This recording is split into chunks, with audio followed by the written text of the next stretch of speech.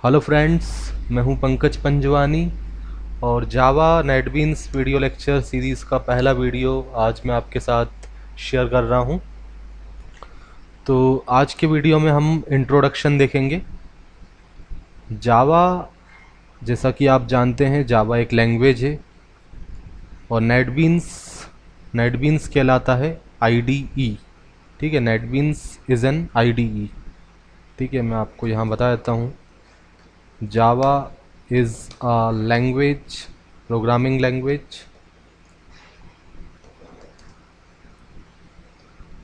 ठीक है, जावा एक प्रोग्रामिंग लैंग्वेज है और नेटबीन्स इज एन आईडीई।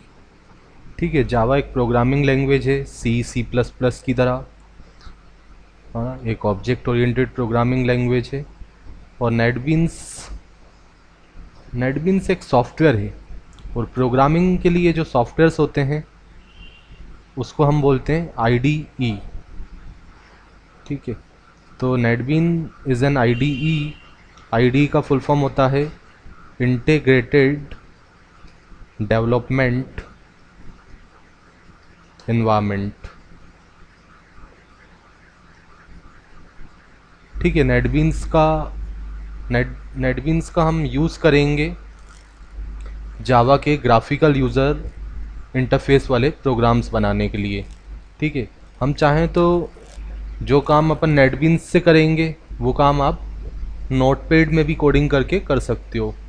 ठीक है, जावा की प्रोग्रामिंग आप नोटपैड पे भी कर सकते हो और कंसोल विंडो पे प्रोग्राम्स को एग्जीक्यूट कर सकते हो, या तो फिर आप नेटबीन्स का यूज़ कर सकते हो। नेटबीन्स का अगर हम यूज़ करेंगे तो हमें कोड लिखने में थोड़ी आसानी हो जाएगी, क्योंकि नेटबीन्स क्या होता है, एक आईडी होता है, इंटीग्रेटेड डेवलपमेंट एनवायरनमेंट। अब इंटीग्रेटेड डेवलपमेंट एनवायरनमेंट क्यों होता है? ठीक है, इसका नाम जो प्रोग्रामिंग के लिए जो सॉफ्टवेयर्स होते हैं उसको आईडीई क्यों बोलते हैं, उसका रीज़न ये है कि जैसे हमें क्या करना है, अगर आपको एक प्रोग्राम को चलाना है तो आपको कई सारे सॉफ्टवेयर्स की ज़रूरत पड़ती है। जैसे हमें क्या करना है, अगर जावा के प्रोग्राम को लिखना है तो आपको सबसे पहले तो टेक्स्ट एडिटर चाहिए। ठीक है, टेक्स्ट एडिटर मतलब ऐसा कोई भी सॉफ्टवेयर जिसमें आप टाइप कर पाओ। ठीक है, notepad plus plus, WordPad, Microsoft word. ठीक है, उसके बाद प्रोग्राम को कंपाइल भी करना है तो हमें जावा का कंपाइलर चाहिए, जावा सी। या तो फिर आपको कंपाइल के बाद इंटरप्रीट करना है प्रोग्राम को ताकि वो EXE के कोड में कन्वर्ट हो जाए। जावा सी हमें कंपाइलर चाहिए ताकि आपका जो जावा का प्रोग्राम है वो क्लास फाइल में कन्वर्ट हो पाए, बाइट कोड में कन्वर्ट होने के बाद आप उसको रन करना चाहोगे तो उसके लिए आपको इंटरप्रीटर की ज़रूरत पड़ेगी। जावा का जो इंटरप्रीटर होता है उसका नाम भी जावा होता है। इसी तरह बहुत सारे टूल्स की हमें ज़रूरत पड़ेगी। ठीक है, जो API है, लाइब्रेरी है, उसकी ज़रूरत पड़ेगी। ठीक है, एप्लीकेशन प्रोग्रामिंग इंटरफेस API की ज़रूरत पड़ेगी। ठीक है, और भी बहुत सारे सॉफ्टवेयर्स की हमें ज़रूरत पड़ेगी। तो ये सब अलग अलग सॉफ्टवेयर हम इंस्टॉल करेंगे तो उससे क्या होगा, कॉम्प्लेक्सिटी इंक्रीज़ हो जाएगी, है ना। तो यही काम अपन को, ये सारे सॉफ्टवेयर अपन को एक ही जगह पे मिल जाते हैं आईडीई के अंदर। ठीक है, आईडीई के अंदर आपको एक इंटीग्रेटेड डेवलपमेंट एनवायरनमेंट दिया जाता है। ठीक है, इंटीग्रेटेड का मतलब होता है समेशन करना, जैसे इन सारी चीज़ों को सम अप करके, पैकअप करके एक सिंगल यूनिट के अंदर बाइंड कर दिया गया है ताकि प्रोग्रामर को एक आसान सा डेवलपमेंट इन्वायरमेंट मिल पाए। ठीक है, उसको वहीं पे कंपाइलर भी मिल जाए, वहीं पे वो प्रोग्राम को रन भी कर ले, वहीं पे प्रोग्राम को टाइप भी कर ले, वहीं पे टूल्स दिए हैं। ठीक है, वहीं पे सेव करने की फैसिलिटी दी हुई है। ठीक है, ओपन करने की फैसिलिटी दी हुई है, डिबग करने की फैसिलिटी दी हुई है। तो सारी जो चीज़ें रिक्वायरमेंट हैं अपन को डेवलपमेंट करने के लिए, वो एक ही जगह पे अपन को इंटीग्रेट करके दे दी गई है। इसीलिए इसको अपन क्या बोलते हैं, आईडीई बोलते हैं। ठीक है, नेटबीन्स के अलावा भी काफ़ी सारे आईडीज़ हैं, इक्लिप्स है, ठीक है, उसका यूज़, इक्लिप्स का यूज़ करके भी आप जावा की प्रोग्रामिंग कर सकते हो। जे क्रिएटर है, ठीक है। लेकिन मैं अभी जो सॉफ्टवेयर आपको बताऊंगा जिसका यूज़ करते हुए हम जावा की प्रोग्रामिंग करेंगे, जावा की जीयूआई एप्लीकेशंस बनाएंगे, वो है नेटबीन्स, ठीक है। इसके बाद मैं इक्लिप्स के थ्रू भी आपको बताऊंगा नेक्स्ट सीरीज़ में, ठीक है। अगर आप नोटपैड के थ्रू कोडिंग करना सीखना चाहते हो तो उसकी सीरीज़ भी मैं जल्दी अपलोड करने वाला हूँ, ठीक है। फ़िलहाल अपन स्टार्ट करते हैं नेटबीन्स से, ठीक है। तो मैं आपको नेटबीन्स ओपन करके दिखाता हूँ। ये मेरा नेटबीन्स का सॉफ्टवेयर है,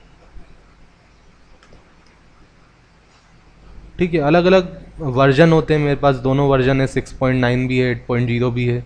फ़िलहाल मैं 6.9 यूज़ करता हूँ, ठीक है। आप नेटबीन्स का कोई भी वर्जन लेते हैं। नेटबीन्स चलाने के लिए भी आपको जो है जेडीके इंस्टॉल होना ज़रूरी है। आपके सिस्टम में जेडीके अगर है तो ही आप नेटबीन्स पे जावा की कोडिंग कर सकते हो। तो जावा के लिए मस्ट है कि पहले आप नेटबीन्स को, सॉरी, पहले आप जेडीके इंस्टॉल करो, देन आफ्टर नेटबीन्स।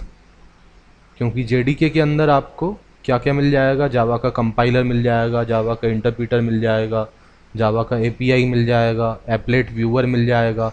जावा के जो एप्लेट्स के प्रोग्राम होते हैं उसके लिए एप्लेट व्यूअर की ज़रूरत होती है, तो वो सारी चीज़ें जेडीके के अंदर मिल जाती हैं, ठीक है। जेडीके वगैरह के बारे में और ज़्यादा ब्रीफ में मैं आपको जावा के जो कोर जावा के वीडियोस में डालने वाला हूँ उसमें मैं आपको बताऊँगा कैसे पाथ सेट करना है, वो सारी चीज़ें मैं डिटेलिंग में डिस्कस करूँगा वहाँ पे। फ़िलहाल मेरा पर्पस है नेटबीन्स आईडी का यूज़ करते हुए आपको प्रोग्रामिंग बताना, ठीक है।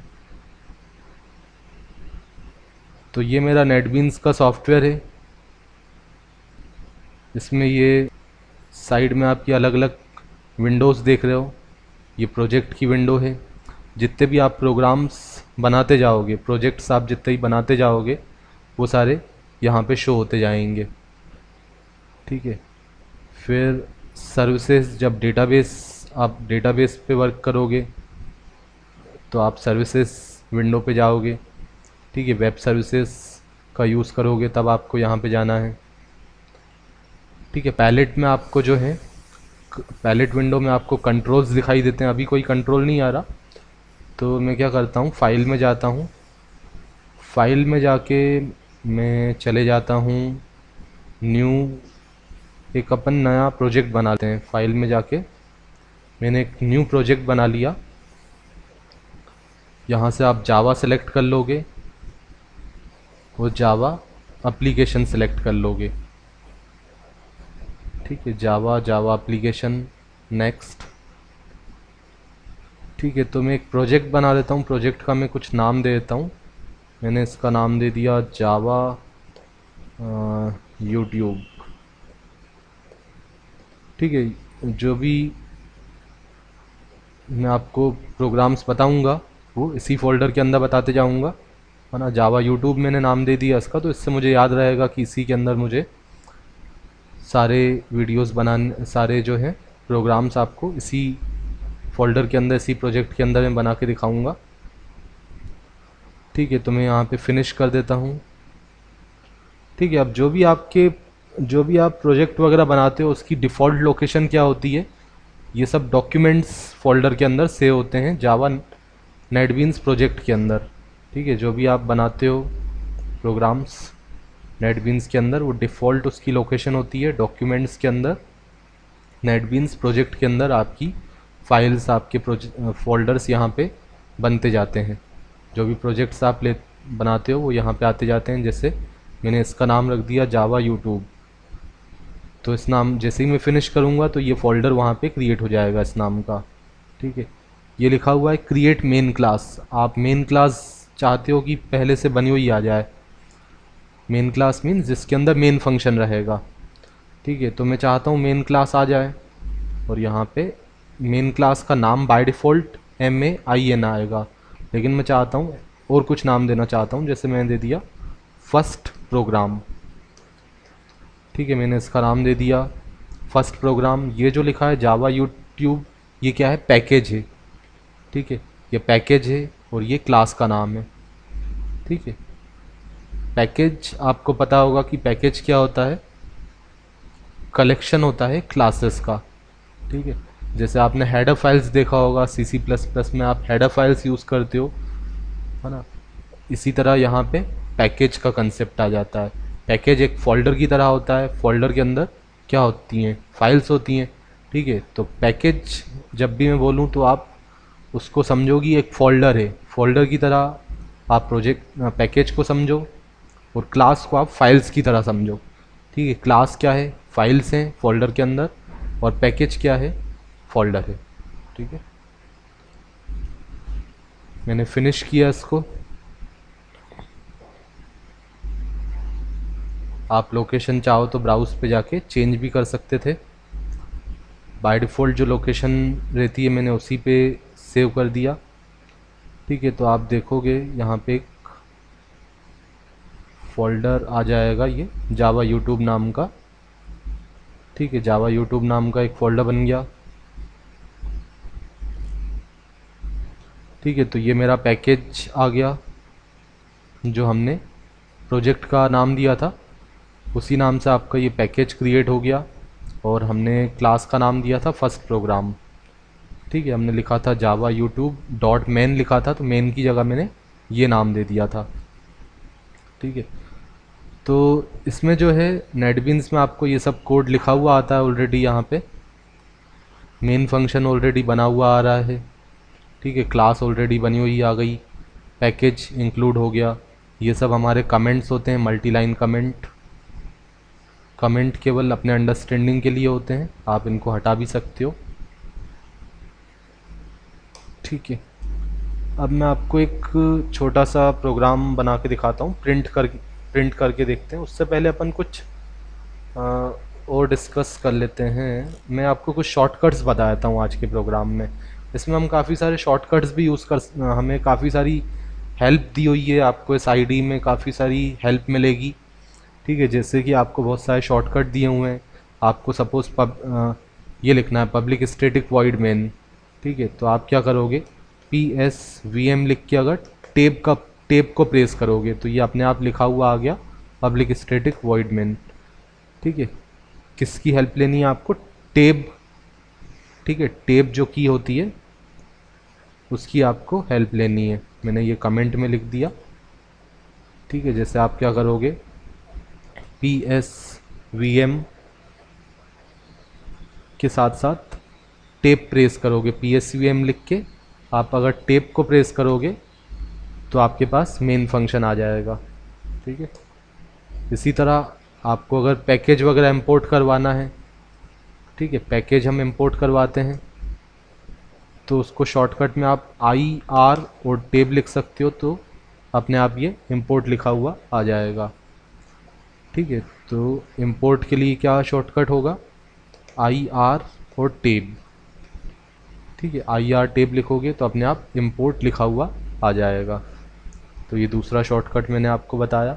नेक्स्ट आपको जो है अगर system dot out dot println लिखना है प्रिंट करवाने के लिए, तो उसके लिए आप SOUT और टेब दबाओगे तो ये system dot out dot println लिखा हुआ आएगा। तो ये तीसरा शॉर्टकट मैंने आपको बताया, SOUT और टेब का बटन दबा दोगे तो system dot out dot println लिखा हुआ आ जाएगा। ठीक है, इसके अलावा आप जो है ब्रैकेट्स वगैरह आपके अगर सही पोजीशन पे नहीं आ रहा है, ठीक है, कोई भी अगर रॉन्ग पोजीशन पे जा रहा है तो उसको भी आप फॉर्मेटिंग प्रोवाइड कर सकते हो। ठीक है, जैसे हमारे ब्रैकेट्स वगैरह यहाँ वहाँ हो गए हैं, तो इसके लिए आप क्या करोगे, अल्ट शिफ्ट और F दबा दोगे, अल्ट शिफ्ट और F। ठीक है, अल्ट शिफ्ट F दबाया तो देखो ब्रैकेट्स अपनी करेक्ट पोजीशन पे, ये जो कर्ली ब्रैकेट्स थे हर चीज़ अपनी करेक्ट पोजीशन पे आ गई।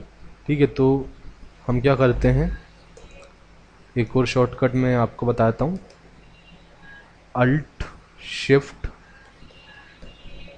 Plus F. अगर आप अल्ट शिफ्ट और एफ दबाओगे तो इससे क्या होगा, आप फॉर्मेटिंग कर सकते हो, कोड की फॉर्मेटिंग कर सकते हो, मतलब हर चीज़ जो है ब्रैकेट्स वगैरह, जो कर्ली ब्रैकेट्स वगैरह हैं वो अपनी सही पोजीशन पे आ जाएं, फॉर्मेटिंग कोड। ठीक है। इसके अलावा फुल स्क्रीन में अगर आपको विंडो को करना है तो आप यूज़ करोगे,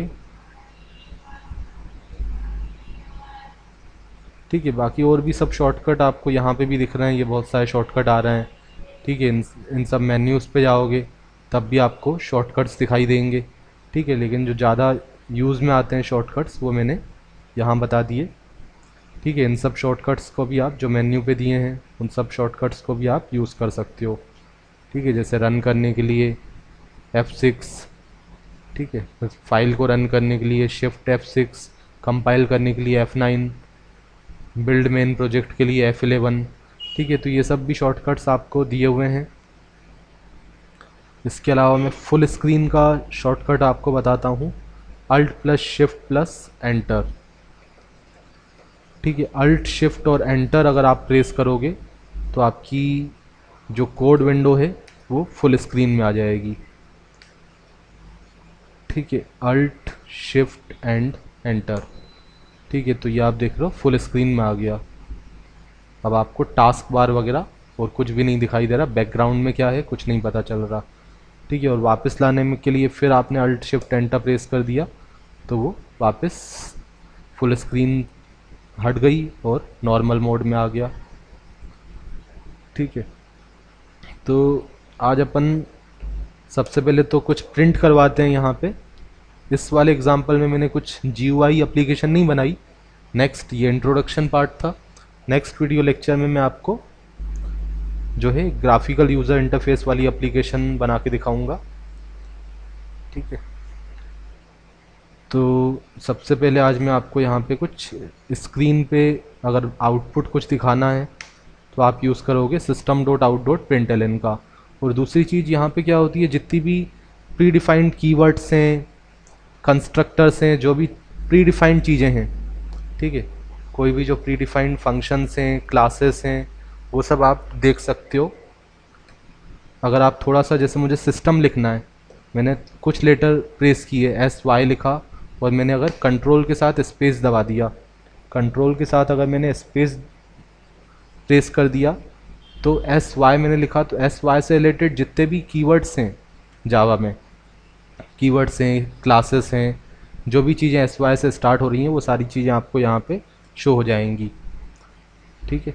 और इन सब का इन्फॉर्मेशन भी आएगा। जैसे सिस्टम पे मैंने डाउन एरो दबाया, डाउन बटन दबाया, डाउन एरो की दबाई, तो आप देख रहे हो सिस्टम का पूरी इन्फॉर्मेशन यहाँ पे आ रही है। ये जो सिस्टम है एक क्लास है, ये लिखा हुआ है सिस्टम एक क्लास है, ठीक है। और ये किस पैकेज के अंदर है, java.lang पैकेज के अंदर है, ठीक है। तो कंट्रोल स्पेस अगर आप दबाते हो तो उससे क्या होगा, कोई भी चीज़ जो प्री डिफाइंड है वो आपको शो हो जाएगी, है ना। जैसे मैंने S लिखा तो S से रिलेटेड जितने भी जावा के अंदर क्लासेस हैं, प्री डिफाइंड कीवर्ड्स हैं, ठीक है, वो सारी चीज़ें आपको यहाँ पे शो हो रही हैं।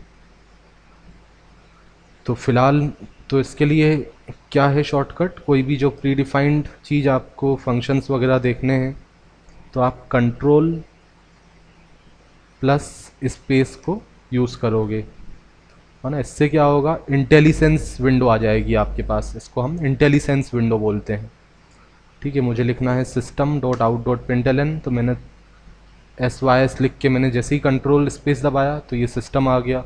पूरी इन्फॉर्मेशन आपके पास यहाँ पे आएगी। सिस्टम एक क्लास है और ये फाइनल है, मतलब चेंजेस नहीं कर सकते, और ये इनहेरिट कर रही है किसको, ऑब्जेक्ट क्लास को, और ये java.lang के अंदर है, ठीक है। और भी सारी चीज़ें यहाँ पे आ रही हैं, पूरी इन्फॉर्मेशन आ रही है।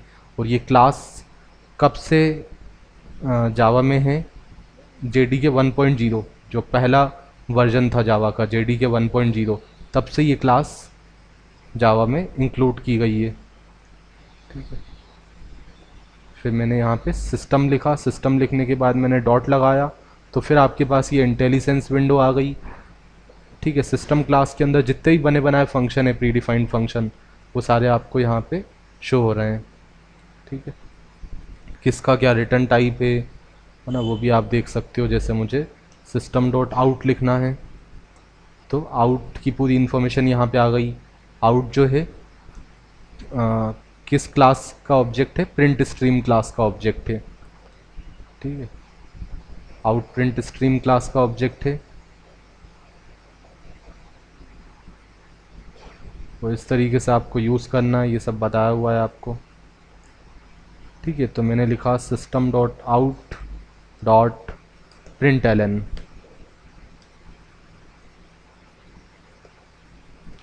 ठीक है, प्रिंट एलन एक फंक्शन है, किस क्लास के अंदर है ये, प्रिंट स्ट्रीम क्लास के अंदर है। ठीक है, प्रिंट स्ट्रीम क्लास का अगर फंक्शन मुझे एक्सेस करना है तो मुझे उसके ऑब्जेक्ट के थ्रू एक्सेस करना पड़ेगा। तो आउट जो है किसका ऑब्जेक्ट है, प्रिंट स्ट्रीम क्लास का ऑब्जेक्ट है। ठीक है, आउट ऑब्जेक्ट है प्रिंट स्ट्रीम क्लास का, इसीलिए मैं प्रिंट एलन को एक्सेस कर पा रहा हूँ। प्रिंट एलन जो फंक्शन है वो किसके अंदर डिफाइन है, प्रिंट स्ट्रीम क्लास के अंदर। ठीक है, तो मैं system dot out dot print ln का यूज़ करते हुए कुछ यहाँ पे प्रिंट करवा देता हूँ। मैंने यहाँ पे प्रिंट करवा दिया, इन्जॉय प्रोग्रामिंग विथ